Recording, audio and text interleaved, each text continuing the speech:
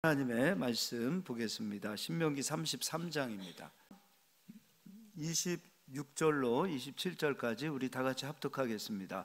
여수론이여, 하나님 같은 이가 없도다. 그가 너를 도우시려고 하늘을 타고 궁창에서 위엄을 나타내시는도다.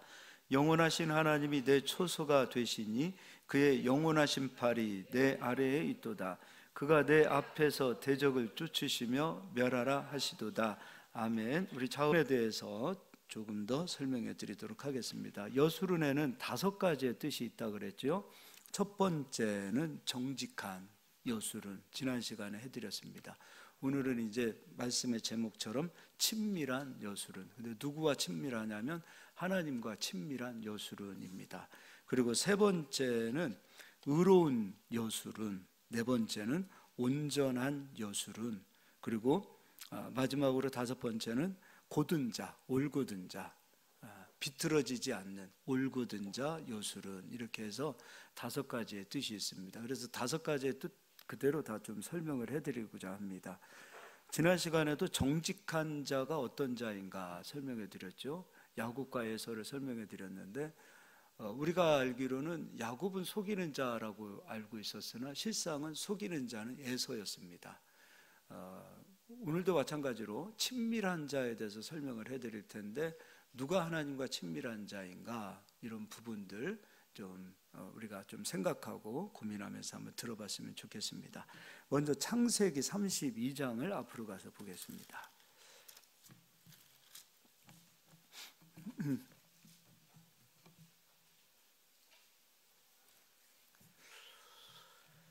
창세기 32장, 야곱이 이제 고향으로 돌아오게 되어질 때 한 가지 남겨준 숙제가 있습니다. 그 숙제가 무엇이냐면 바로 형 에서와의 관계입니다. 근데 이 형 에서와의 관계를 처음에는 인간적인 방법으로 풉니다. 선물을 통해서 에서의 마음을 녹이려고 합니다. 근데 잠언서를 보면 선물은 사람의 마음을 녹이기도 하지만 선물은 친구를 사귀기도 하고, 또 선물을 이걸 뇌물로 보지 마시고요, 선물은 굉장히 우리가 이 세상을 살아가는 데 있어서 유익한 하나의 도구가 되어지는 것으로, 지혜의 하나의 도구로 선물이 쓰이는 것을 보게 됩니다.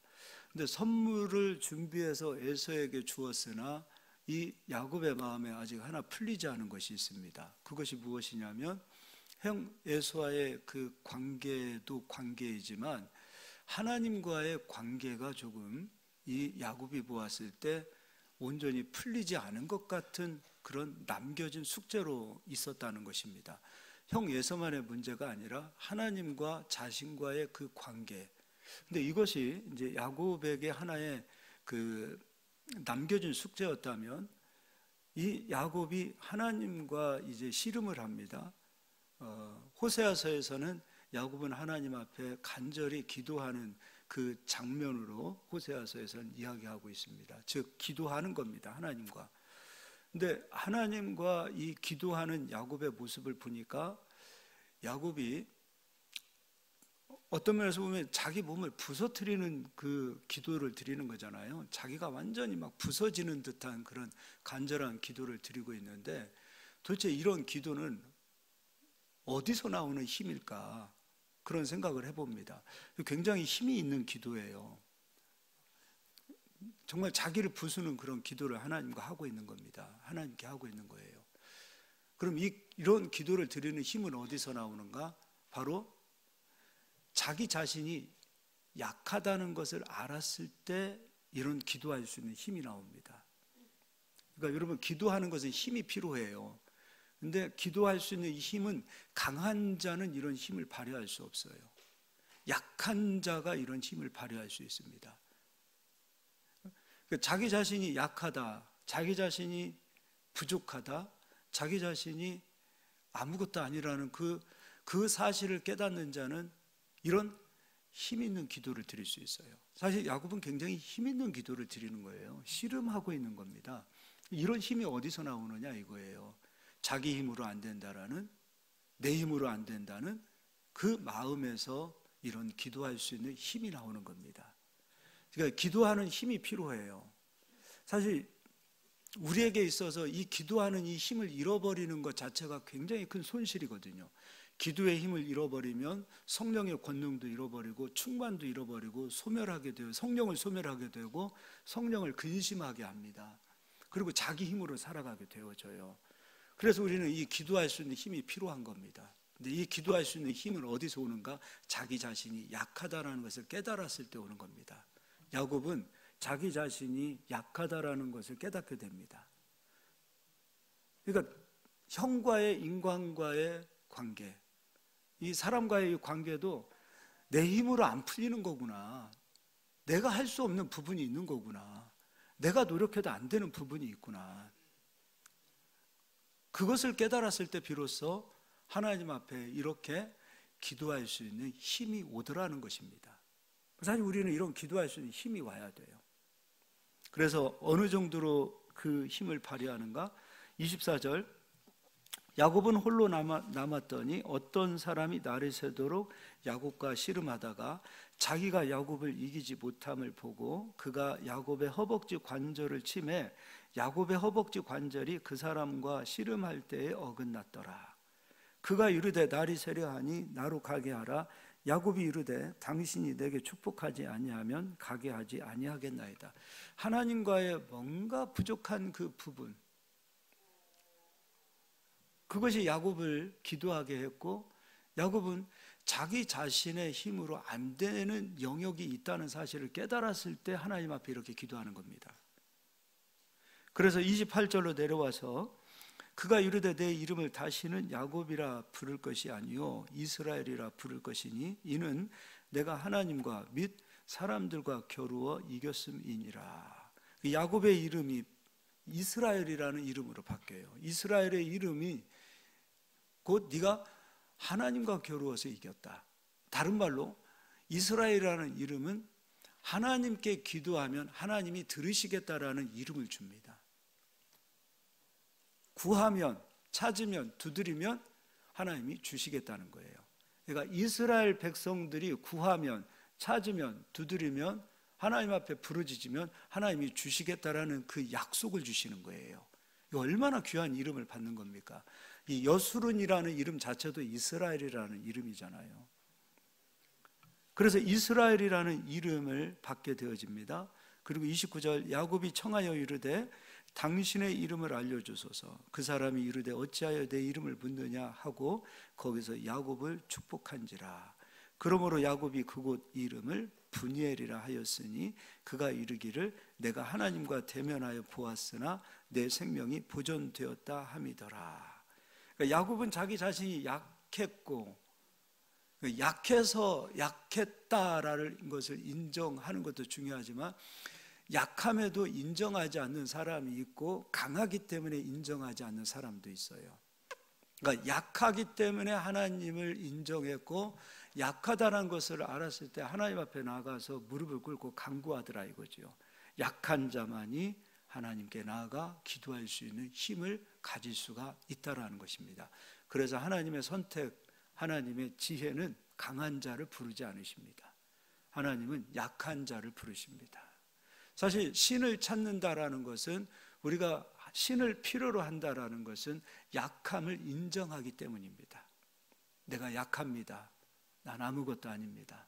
나는 나그네입니다. 나는 먼지 같은 존재입니다. 나는 안개와 같은 존재입니다. 약함을 알기 때문에 신을 필요로 하고 신을 찾아가는 겁니다. 그래서 신을 찾는 자들은 다 자기의 약함을 알기 때문에 찾는 것입니다. 그래서 하나님은 언제나 강한 자를 찾지 않으셨어요. 약한 자를 찾으십니다. 지금도 그렇습니다. 누가 하나님을 만날 수 있는가? 대면할 수 있는가? 약한 자가 하나님을 만날 수 있습니다. 이건 하나님의 지혜이십니다. 신명기서를 가서 보겠습니다. 신명기 7장입니다.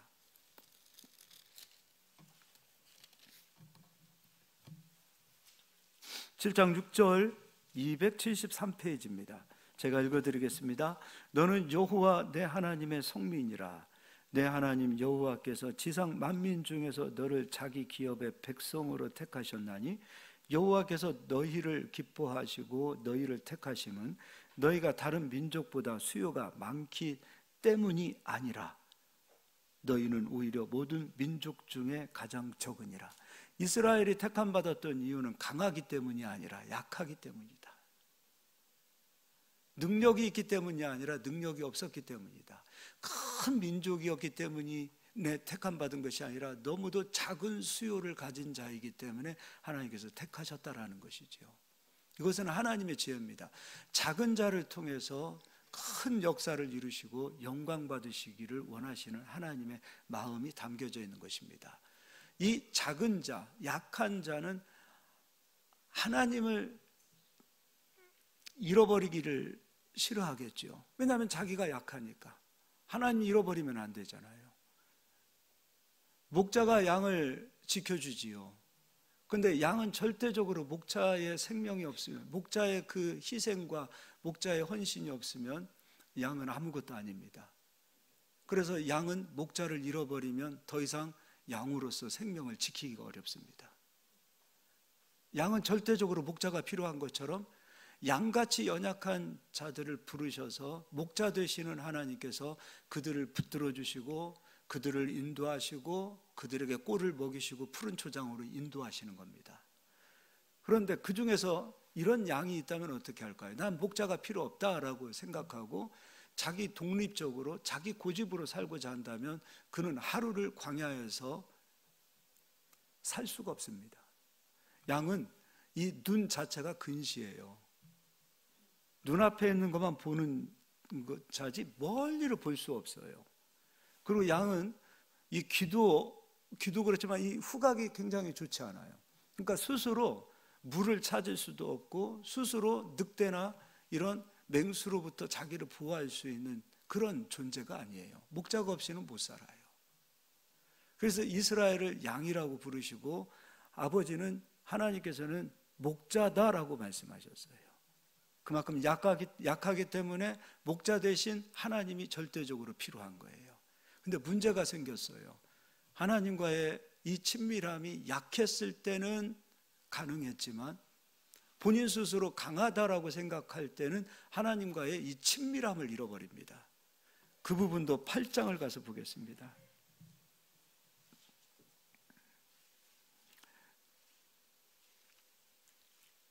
8장 13절 읽어드리겠습니다. 또 내 소와 양이 번성하며 내 은금이 증식되며 내 소유가 다 풍부하게 될 때에, 약할 때는 하나님과 친밀하고 하나님을 찾았으나 일이 잘 되고 부유하게 되어지고 많은 것을 가지게 되어졌을 때 하나님과의 친밀함을 잃어버리는 경우들이 있더라는 것이죠. 그래서 여러분, 일이 잘 될 때 넘어질까 조심하셔야 돼요. 하나님은 우리를 시험 안 하신다고요? 하나님은 우리를 시험하십니다. 하나님이 하시는 시험은 우리를 넘어지게 하는 시험, 우리가 파멸의 길로 가는 시험이 아니라 하나님이 우리를 하시는 시험은 우리의 마음을 저울질하시는 시험, 우리의 마음을 바라보시는 시험, 그리고 하나님의 시험은 우리를 훈련시키시는 시험이세요. 하나님은 우리를 시험하십니다. 두 가지가 다 있어요. 하나님이 하시는 시험은 우리를 파멸의 길로 가지 않도록 우리를 훈련시키시는 시험, 그리고 또 한 가지 우리의 마음을, 우리의 상태를 저울질하시는 그 시험이 반드시 있습니다. 그래서 하나님은 우리를 시험하십니다. 두 가지가 다 있어요. 시험하지 않으시지만 우리를 시험하십니다. 마귀가 하는 시험이 아닌 하나님이 하시는 시험, 그 시험이 반드시 있더라는 것이죠. 근데 그 시험은 언제 찾아오는가? 우리의 마음이 어떠한지를 바라보기 위해서는 우리가 약한 자로 있었을 때는 그런 시험이 오지 않아요. 우리 스스로 강한 자가 되어졌을 때 하나님은 반드시 시험하십니다. 그리고 그 시험에 통과하지 못하면 가지고 있는 것을 잃어버리고 다시 밑으로 내려오게 하십니다. 그래서 더 약한 자가 돼야 이 친밀함을 잃어버리지 않는다. 그래서 예수님 믿는 자들이 일이 안 되는 것도 복입니다. 가지고 있는 것도 잃어버리는 것도 복이라고 저는 생각합니다. 믿으십니까? 복이에요. 다 가지고 다 누리고 늘 하는 것마다 성공하다가 하나님과의 친밀함을 다 잃어버리고 그렇게 사는 것보다 조금 잃어버리고 하나님과의 친밀함을 붙들고 사는 여수론이 되는 것이 진짜 복 있는 것입니다. 우리 하나님의 방법을 보도록 하겠습니다. 14절입니다. 내 마음이 교만하여 내 하나님 여호와를 잊어버릴까 염려하노라. 하나님과의 친밀함을 잊어버릴까 염려하신다 그랬어요. 근데 언제요 이 친밀함을 잃어버려요? 보니까요, 소와 양이 번성하며 은금이 증식되며 내 소유가 다 풍부하게 되어질 때, 그때 하나님과의 이 친밀함을 잃어버리더라는 것이죠. 기도하던 사람이 기도가 줄어들고, 하나님의 은혜로 살던 사람이 은혜를 구하지 않고, 예배의 자리에서 점점 식어지고, 입술에서 찬송은 떠나가기 시작하고, 그러니 헌신은 둘째치고 하나님과의 친밀함을 잃어버리는 그 단계에 이르게 되는 겁니다. 그때 우리 하나님께서 16절입니다. 내 조상들도 알지 못하던 만나를 광야에서 내게 먹이셨나니 이는 다 너를 낮추시며. 하나님께서 왜 우리를 광야로 인도하시는가? 바로 광야는 우리를 사랑하시기 때문이에요. 광야로 우리를 인도하시지 않으면, 하나님 우리를 내버려 두시면 우리는 하나님과의 친밀함을 잃어버리는 겁니다. 하나님께서 우리를 광야로 인도하시는 이유는 하나님과의 이 친밀함을 회복하기를 원하시는 거예요. 하나님이 우리에게 원하시는 게 뭐겠습니까? 우리와 교제하기를 원하시는 거 아니겠어요? 세상과 교제하던 사람들이 하나님과 와서 교제하고 하나님의 얼굴을 구하고 하나님을 찬송하고 하나님의 은혜를 구하는 그 친밀함, 하나님이 가장 원하시는 첫 번째는 바로 그거 아니겠습니까? 우리에게 예수님을 주셔서 예수님을 믿는 자들마다 하나님 자녀 되는 권세를 주신 이유는 무엇입니까? 하나님 찬송하게 하기 위해서, 하나님과 교제하기 위해서, 예배하기 위하여, 하나님과 예배하는 그런 삶을 살기 위하여 하나님이 그토록, 그것이 하나님의 소원이기 때문에 예수를 아낌없이 우리에게 주셨잖아요. 그래서 광야는 축복입니다. 광야로 내려가야 됩니다. 때로는 하나님이 내려가게 하시기도 하지만 우리 스스로도 때로는 광야로 가야 돼요. 이스라엘 백성들이 초막절에 광야로 가서 초막을 짓고 광야의 정신을 다시 가지고 광야의 정신으로 무장되어져서 가나안 땅에서 살아가는 것처럼 우리는 때로는 자기를 돌아보고 자기를 살필 수 있어야 돼요. 자꾸 우리는 높아지려고 하기보다는 낮아지려고 하는 자리로 들어갈 수 있어야 돼요. 그래야 돼요. 그래야 하나님과 친밀해야 돼요. 하나님과 친밀함이라는 것은 시간이라는 것, 시간과도 관계가 있어요. 하루 24시간이라는 시간은 우리 모든 사람이 다 공평하게 사는 거예요. 그 24시간이라는 이 시간 동안에 하나님과 만나는 그 친밀함이라는 것은 그 24시간 안에 일부분을 드리는 거예요. 나머지 시간을 드리는 것이 아니에요. 그리스도인이라고 해서 26시간, 7시간을 사는 게 아니라 믿는 자든 안 믿는 자든 24시간을 사는 거예요. 똑같이 자야 돼요. 똑같이 먹어야 돼요. 똑같이 사회생활도 해야 돼요. 그러나 누가 하나님과의 이 친밀함을 잃어버리지 않냐면 바로 자기 자신을 낮출 수 있는 사람, 자기가 야곱처럼 약하다라는 것을 인정하는 사람, 내 힘으로는 도무지 살 수 없다라는 그것을 아는 사람, 세상의 정신이 아니라 하나님으로부터 오는 그 정신과 하나님으로부터 오는 그 힘과 유로를 받기를 소망하는 사람들, 그들은 그 시간을 내어 하나님을 만나는 거예요. 하나님 만나는 시간, 그게 바로 친밀함이라는 것이죠. 그래서 저는 이 광야가 꼭 필요합니다. 광야는 우리를 낮추십니다. 그리고 너를 시험하사, 하나님 우리를 시험하신다 그랬어요. 반드시 테스트합니다. 이게 축복이면 축복을 우리에게 주시고, 축복을 받은 우리가 이 축복을 받은 상태에서 우리의 마음이 어떠한지, 우리의 마음이 세상으로 기울어지는지, 자기 자신을 높이는 사람으로 되는지, 그것을 꼭 하나님은 저울질하십니다. 여기서 통과되셔야 됩니다. 그래서 우리는 늘 광야의 마음이 마음속에 있어야 돼요. 그래야 가나안을 빼앗기지 않아요. 이 광야의 정신이 있어야 돼요. 광야의 정신. 내가 주님 힘 없이는 안 됩니다. 주님의 은혜 없이는 단 한순간도 살 수 없습니다. 이게 광야 정신 아닙니까? 하나님의 인도하심 없이는 난 한 걸음도 내디딜 수 없습니다. 이게 광야 정신 아닙니까? 하나님께서 반석에서 물을 주시지 않으면 난 물조차도 마실 수 없습니다. 이게 광야 정신 아닙니까? 근데 가나안은 그렇지 않잖아요. 광야하고는 다르잖아요. 어디 가든지 먹을 것이 풍부하고 물이 풍부하고 강이 흐르고 샘이 넘쳐나는 곳이 가나안 아닙니까? 그러니까 넘쳐나는 그곳에서 하나님의 은혜를 잃어버릴 수 있다는 거예요. 하나님께 구하지 않아도 먹을 수 있는 음식이 있고 마실 수 있는 물이 있기 때문에 덜 구하는 자가 되고, 그러다 보니까 점점점 하나님과의 친밀함을 잃어버리게 되는 거예요. 그래서 하나님은 때로는 우리를 광야로 인도하세요. 사랑하셔서, 너무도 사랑하셔서, 너무도 우리를 사랑하셔서 광야로 인도하셔서 나 없이는 못 살잖아 라고 그거 하나 깨닫게 해주시는 거예요. 그래요, 하나님 없이는 못 삽니다. 그것이 곧 하나님과의 친밀함을 가질 수 있는 힘이더라는 것입니다. 그러나 결국 시험으로 끝나지 않습니다. 너를 시험하사 마침내 내게 복을 주려 하심이었느니라. 이게 아버지의 지혜입니다. 아버지의 지혜는 우리를 낮추시고 시험하시고 마침내 우리에게 복을 주십니다. 그러니까 복보다도 더 좋은 것이 무엇이냐면 아버지와의 친밀함입니다.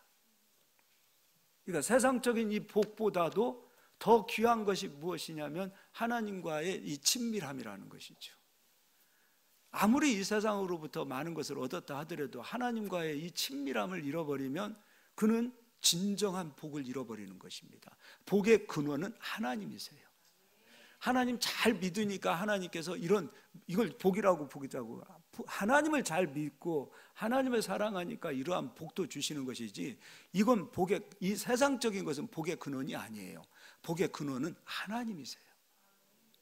하나님 안에 거하고 하나님과 친밀한 자에게는 하나님께서 은금도 풍부하게 하시겠지요. 그러나 은금 자체가 복의 근원은 아닙니다. 하나님과 친밀한 저희들이 되시기를 예수의 이름으로 축원합니다. 시편 가서 보겠습니다. 시편 52편입니다.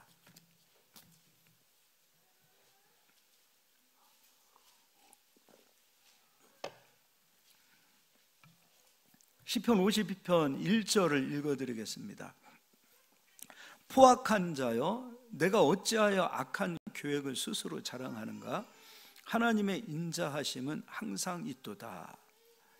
악한 계획을 가진 자, 그를 포악한 자다라고 얘기하고 있어요. 이 포악한 자.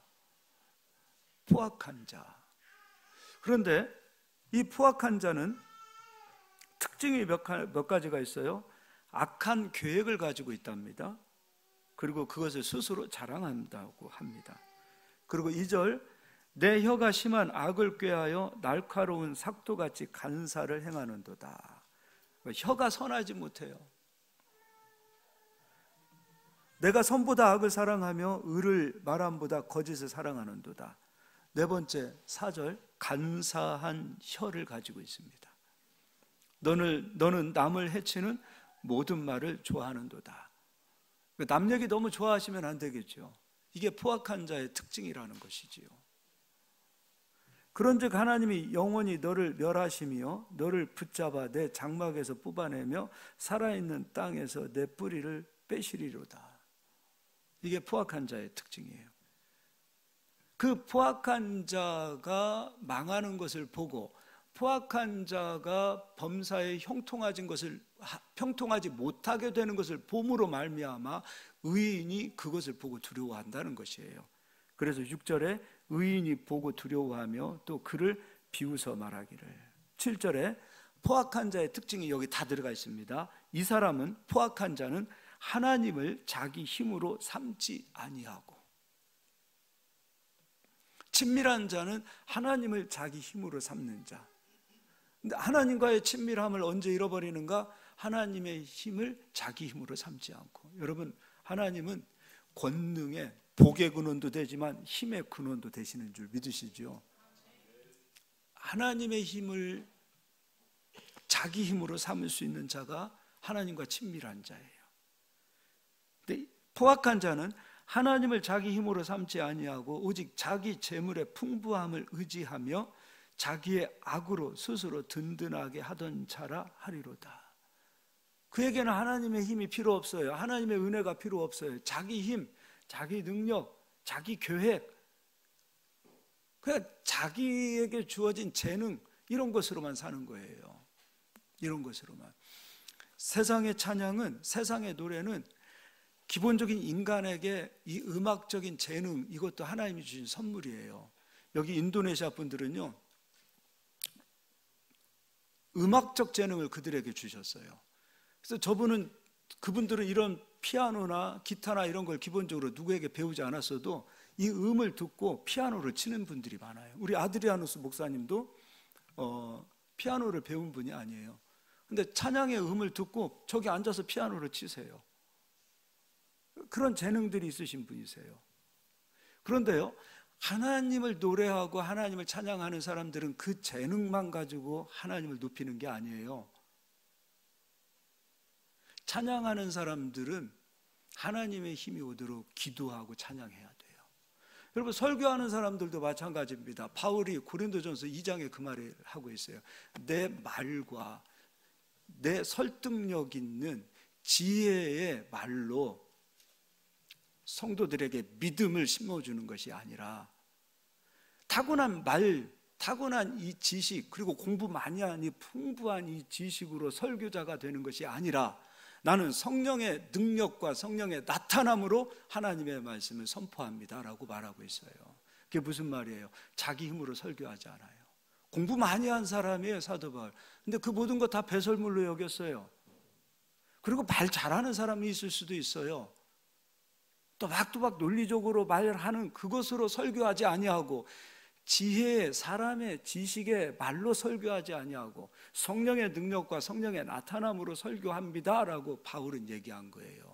그리고 더하여 말하기를, 저는 성도님들의 믿음이 사람의 지혜로운 말에 의하여 세워진 믿음이 아니라 성령의 능력과 권능으로 역사하는 믿음이 생기길 원합니다라고 바울은 이야기하고 있어요. 설교자도 마찬가지예요. 설교자도 기도 없이 설교할 수는 없어요. 성령을 받은 분들은 아세요. 저 목사님이 기도하시면서 설교하는 분인지 기도하지 않고 책 보고 와서 설교하는 사람인지 아십니다.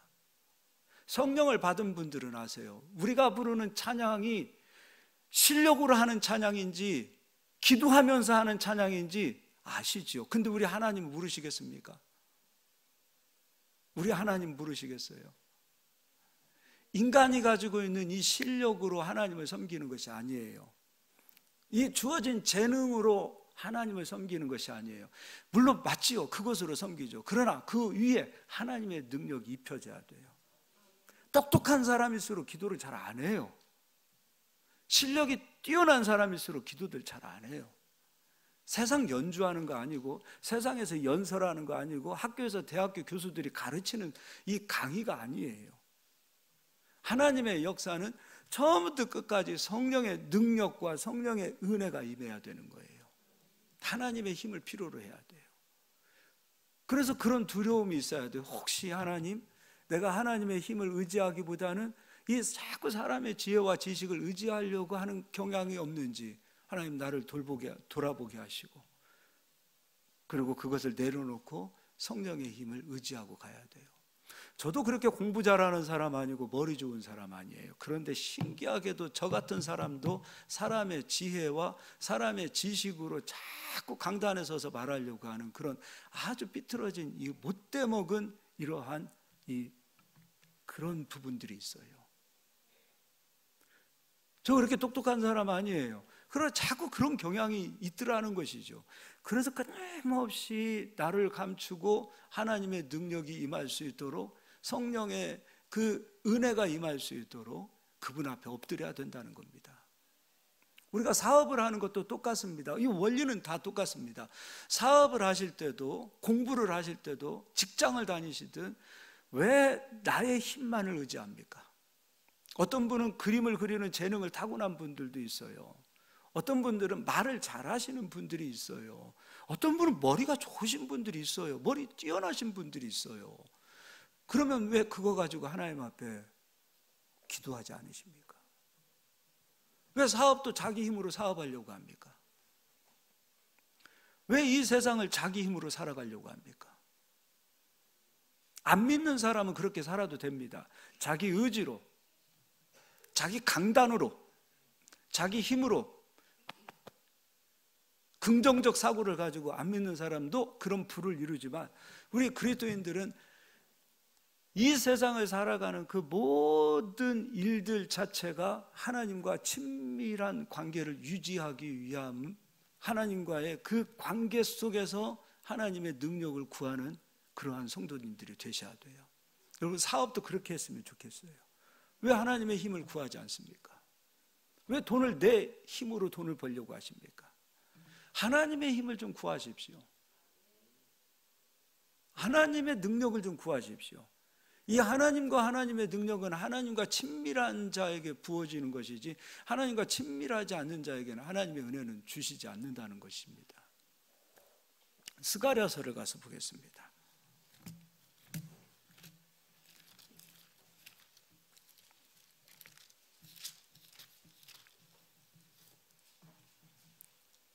스가랴서 4장 6절입니다. 그가 내게 대답하여 이르되 여호와께서 수룹 바벨에게 하신 말씀이 이러하니라. 만군의 여호와께서 말씀하시되 이는 무엇으로 다니되냐면 힘으로도 되지 아니하고 사람의 힘으로 되지 않는답니다. 하나님의 역사지요.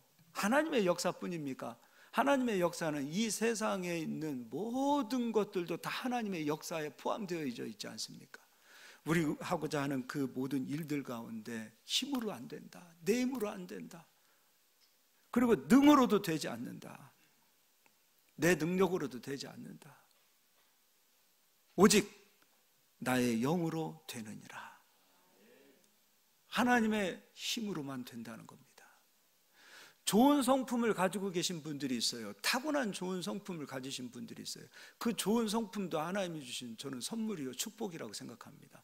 그런데 그 타고난 좋은 성품 때문에 하나님의 힘을 구하지 않는 자라면 여러분, 그 좋은 성품이 저는 그닥 좋은 성품이 되지 않을 수도 있다고 생각합니다. 오히려 못돼 먹은 성품을 가진 자가 그 못돼 먹은 성품 가지고는 이 세상 못 살겠습니다. 하나님, 나를 변화시켜 주십시오. 그리고 하나님의 힘을 구한다면 그 못돼 먹은 그 성품이 하나님 앞에 나아가는 축복이 아닐까 생각해 봅니다. 좋은 성품을 가진 분들이 있어요. 참 부러워요. 너무도 부러워요. 그러나 부러워만 해서는 안 돼요. 그 좋은 성품을 가지고 있는 분들이 진짜 하나님 앞에 나와서 막 야곱처럼 끈질기게 그렇게 기도하는 사람을 많이 보지 못했어요. 오히려 자기 성품이, 자기 기질이 너무나도 형편없다는 것을 깨닫고 자기가 약하다는 사실을 깨닫고 하나님 앞에 나와서 막 엎드리시는 분들이 있습니다. 하나님은 그들을 친밀한 자로 여순으로 보고 계시는 겁니다. 그들을 사랑하십니다. 좋은 재능을 가지고 있기 때문에, 좋은 머리를 가지고 있기 때문에, 타고난 달란트가 너무 많기 때문에 하나님 앞에 나와서 기도하지 않는 자들이 있다면 하나님과 친밀하지 않은 자지요. 그런데 재능도 없어요. 실력도 없어요. 뒤에 배경도 없어요. 그래서 자기를 돌아보니까 너무 폭폭하고 답답하고 아무것도 아니라는 그 사실 때문에 하나님 앞에 와서 엎드리고 구하고 하나님의 힘을 구하는 자가 하나님과 친밀한 자라는 것이죠. 그러나 좋은 성품을 가지신 분이라 할지라도, 좋은 재능과 좋은 머리를 가지신 분이라 할지라도 그것 내려놓고 하나님 앞에 나와서 엎드리시고 하나님과 친밀해 보십시오. 그가 진짜 더 멋있는 사람이 아닐까 싶습니다. 저희는 어떠한 재능을 가지고 있든 재능이 없든, 타고난 축복을 많이 가진 사람이든 타고난 축복을 적게 가진 사람이든 그것을 문제 삼지 마시고 하나님과 친밀하기를 힘쓰시기를 바랍니다. 친밀하셔야 돼요. 하나님과 친밀한 자는 하나님이 사랑하십니다. 그리고 그는 사람으로부터도 은총을 받게 하시겠다고 약속하셨습니다. 하나님과 친밀하면 하나님께서 그를 사랑하시고 하나님의 사랑으로 그는 사람에게도 은총을 받고 하나님이 세워주시겠다는 거예요. 자기 스스로 일어서려고 하지 마시고, 자기 스스로 자기를 서려고 하지 마시고, 하나님이 세워주시기를 소망하세요. 할렐루야. 고린도후서 12장을 읽어보고 마치도록 하겠습니다.